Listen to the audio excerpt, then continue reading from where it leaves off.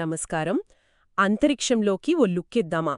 2025 మధ్యకాలంలో బయటపడిన కొన్ని అదిరిపోయే అంతరిక్ష విశేషాల గురించి మాట్లాడుకుందాం. మన దగ్గర బోలెడు సమాచారం ఉంది, కొన్ని ఆర్టికల్స్, పరిశోధనలు.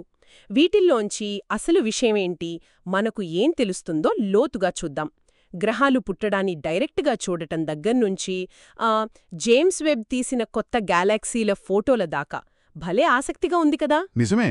సరే, మొదటగా గ్రహాల పుట్టుకతోనే మొదలుపెడదామా? శాస్త్రవేత్తలు మొదటిసారి ఒక గ్రహం ఏర్పడటాన్ని నిజంగా కళ్లారా చూశారట. అవును, ఇది చాలా ముఖ్యమైన పరిశీలన.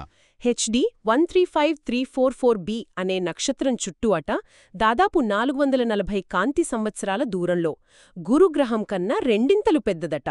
నమ్మలేకపోతున్నాను. నిజంగా ఇది చాలా పెద్ద విషయం.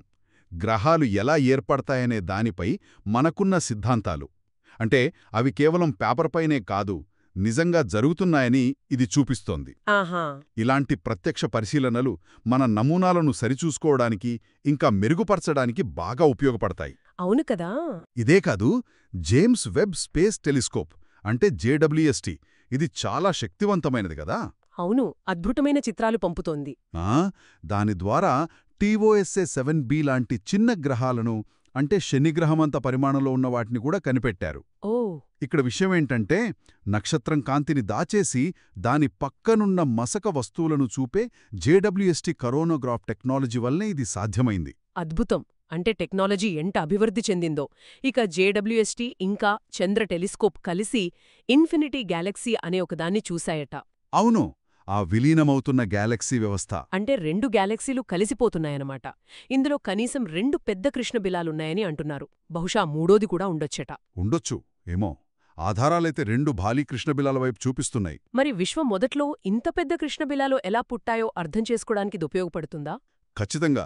విశ్వం ఎలా మొదలైంది, తొలి రోజుల్లో ఏమైంది అనే పెద్ద పజిల్లో ఇదొక ముఖ్యమైన ముక్క. ఇంత త్వరగా అంటే విశ్వం మొదలైన కొద్ది కాలానికే ఈ భారీ కృష్ణబిలాలు ఎలా ఏర్పడ్డాయనేది పెద్ద ప్రశ్న. దానికి సమాధానం వెతకడంలో ఇది సహాయపడుతుంది. దీనికి తోడు JWST ఇంకో రికార్డ్ బ్రేక్ చేసిందంటున్నారు. అవును, మోమ్ Z14 అనే అత్యంత దూరంగా ఉన్న గెలాక్సీని కనుగొంది. ఇది బిగ్ బ్యాంగ్ జరిగిన కేవలం 280 మిలియన్ సంవత్సరాలకే ఉందట. అమ్మో, 280 మిలియన్ సంవత్సరాలకేనా?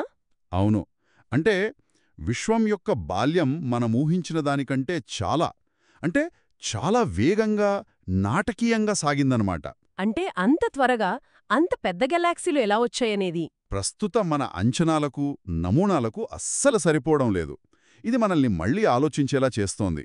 అంటే మన లెక్కలు, సిద్ధాంతాలు కొన్ని మారాలేమో. మరోవైపు విశ్వంలో ఎంతో కాలంగా కనిపించకుండా పోయినా సాధారణ పదార్థం, అంటే మనలాంటి పదార్థం ఎక్కడుందో కూడా కనిపెట్టారట.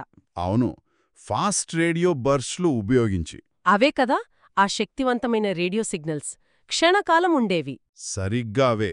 వాటిని ఉపయోగించి ఈ కనిపించని సాధారణ పదార్థంలో దాదాపు 76% గ్యాలక్సీల మధ్య ఉండే ఆ విరళమైన మాధ్యమంలో, అంటే ఇంటర్ గ్యాలక్టిక్ మీడియం IGMలో తేలియాడుతుందని కనుక్కున్నారు. ఓ, అంటే ఎక్కడో దూరంగా ఉందన్నమాట. అవును, ఇది మిస్సింగ్ బారియోనిక్ మ్యాటర్ అనే పాత సమస్యకు ఒక సమాధానం లాంటిది. విశ్వంలోని పదార్థాల లెక్క సరిచూడ్డంలో ఇది ఒక ముందడుగు. బాగుంది. ఇంకో విషయం, డార్క్ ఎనర్జీ గురించి కూడా ఏదో కొత్త విషయం తెలిసిందంటున్నారు DSI డేటా నుండి. అవును, dark energy spectroscopic instrument DSI. ఇది విశ్వం యొక్క విస్తరణ చరిత్రను చాలా ఖచ్చితత్వంతో మ్యాప్ చేస్తోంది. అవును. దాని డేటా ప్రకారం విశ్వాన్ని వేగంగా విస్తరింపజేస్తున్న డార్క్ ఎనర్జీ ప్రభావం కాలక్రమేణా తగ్గుతోందేమోనని కొన్ని సూచనలు కనిపిస్తున్నాయి. తగ్గుతోందా? అంటే విశ్వ వ్యాకోచం నెమ్మదిస్తోందా? అది ఇంకా ఖచ్చితంగా తేలలేదు. ఇదింకా ప్రాథమిక దశలోనే ఉంది. కానీ ఒకవేళ నిజమైతే విశ్వం ఎప్పటికీ ఇలాగే వేగంగా వ్యాకోచించకపోవచ్చు. దాని భవిష్యత్తు గతి మారిపోవచ్చు. ఇది చాలా ప్రాథమికమైన ప్రశ్నను లేవనెత్తుతుంది. భలే ఆసక్తికరంగా ఉంది. ఈ విశ్వవ్యాపి ఆవిష్కరణలతో పాటు మన సౌరవ్యవస్థలో కూడా కొన్ని కొత్త విషయాలు తెలిసాయి కదా. శనిగ్రహం చుట్టూ. అవును, శనిగ్రహానికి కొత్తగా 128 చిన్న చంద్రుల్ను కనుగొన్నారు. అబ్బో, 128! అంటే ఇప్పుడు మొత్తం ఎన్ని? దీంతో శని గ్రహానికి తెలిసిన మొత్తం ఉపగ్రహాల సంఖ్య 274కు చేరింది. బృహస్పతిని దాటేసి ఇప్పుడు శనిగ్రహమే చంద్రుల రాజు. వావ్! ఇది భలే వార్త. అలాగే JWST నెప్ట్యూన్ గ్రహం మీద మధ్య అక్షాంశాల్లో అరోరాలను అంటే ధ్రువకాంతుల్లాంటివి పట్టుకుంది. నెప్చూన్ మీద అరోరాలా? భూమి మీద లాగానా? అవును, మధ్య అక్షాంశాల్లో. ఇది కొంచెం ఆశ్చర్యకరమే. అంతేకాదు 1989లో వాయేజర్ 2 చూసినప్పట్నుండి నెప్ట్యూన్పై వాతావరణం 100 డిగ్రీలు చల్లబడిపోయిందని కూడా JWST డేటా చెప్తోంది. 100 డిగ్రీలా? ఇంత మార్పు ఎలా వచ్చింది? అదే ఇప్పుడు పరిశోధించాల్సిన విషయం. గ్రహాల వాతావరణాలు కాలంతో పాటు ఎలా మారతాయో అర్థం చేసుకోవడానికి ఇది కీలకం. వీటన్నిటికీ అత్యాధునిక పరికరాలు, మిషన్లు చాలా అవసరం కదా? ఖచ్చితంగా. ఆ దిశగా కూడా కొన్ని కీలక పరిణామాలు జరిగాయి అంటున్నారు. అంతర్జాతీయ అంతరిక్ష కేంద్రంలో అటామిక్ క్లాక్స్ ACES. అవును, atomic clock ensemble in space ACES. దీన్ని ISSలో అమర్చారు. ఇది ఐన్స్టీన్ సాపేక్షతా సిద్ధాంతాన్ని అత్యంత ఖచ్చితత్వంతో పరీక్షించడానికి, బహుశా ఆ డార్క్ ఎనర్జీ ప్రశ్నలకు సమాధానం వెతకడానికి కూడా ఉపయోగపడొచ్చు. అలాగే ప్రోబాత్రి ఉపగ్రహాలు కూడా. ప్రోబాత్రి. అవి 2 ఉపగ్రహాలు కలిసికట్టుగా అత్యంత ఖచ్చితత్వంతో ఒకే లైన్లో ప్రయాణం చేయడం సాధించాయి. ఇది భవిష్యత్తు మిషన్లకు, ముఖ్యంగా సూర్యుడి కరోనాని అధ్యయనం చేయడానికి ఉపయోగపడుతుంది. ఇక చైనా వారి టియాన్వెన్ మిషన్ సంగతేంటి? టియాన్వెన్ 2 ఈ ఒక గ్రహశకలం నుండి మట్టిని, రాళ్లను భూమికి తీసుకురావడానికి బయలుదేరింది.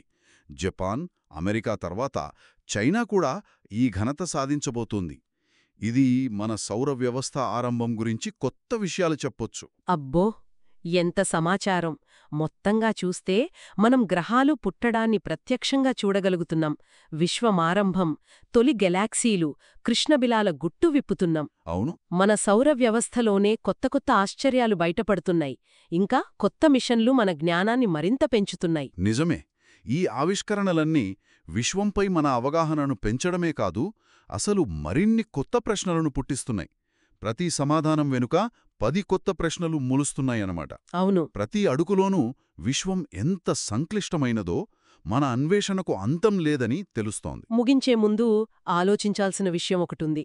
ఈ ఆవిష్కరణలు విశ్వం పుట్టుక, దాని ప్రయాణం గురించి మనకున్న ప్రాథమిక ఆలోచనలనే మార్చేస్తాయా? మంచి ప్రశ్న. లేక విశ్వంలో మనం ఊహించిన దానికంటే ఇంకా ఎన్నో రహస్యాలు, బహుశా కొత్త భౌతిక సూత్రాలేమైనా దాగి ఉన్నాయని, ఇవి కేవలం సూచనలు మాత్రమేనా? ఏమంటారు? కాలమే సమాధానం చెప్పాలి. ప్రస్తుతానికైతే అన్వేషణ కొనసాగుతూనే ఉంటుంది.